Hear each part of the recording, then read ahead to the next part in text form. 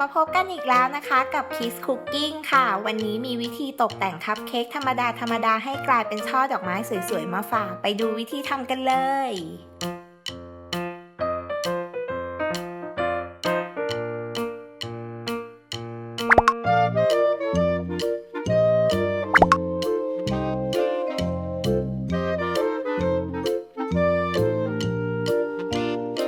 คัพเค้กมาจัดวางให้เป็นรูปคล้ายกับช่อดอกไม้นะคะคัพเค้กเนี่ยเลือกรสชาติได้ตามใจชอบเลย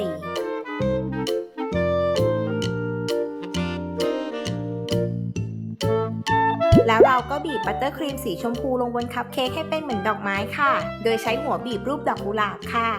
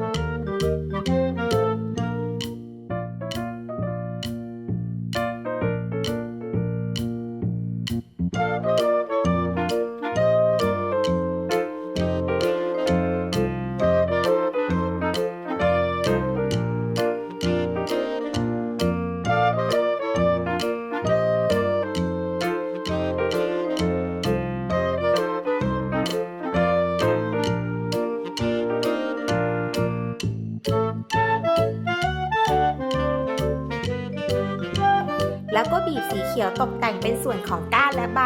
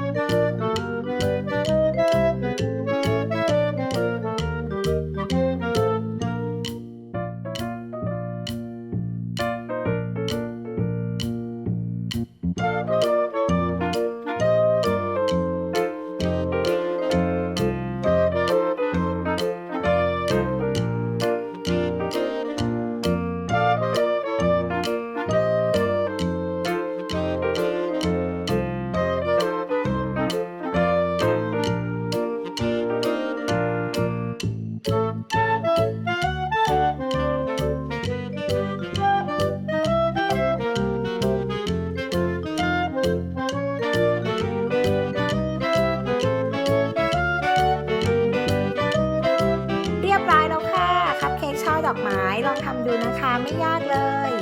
คลิปหน้า Kiss Cooking จะมีอะไรมาฝากอีกนะคะกด Subscribe Kiss Kitchen เอาไว้แล้วก็อย่าลืมกดกระดิ่งอัปเดตทุกคลิปได้เลยนะคะ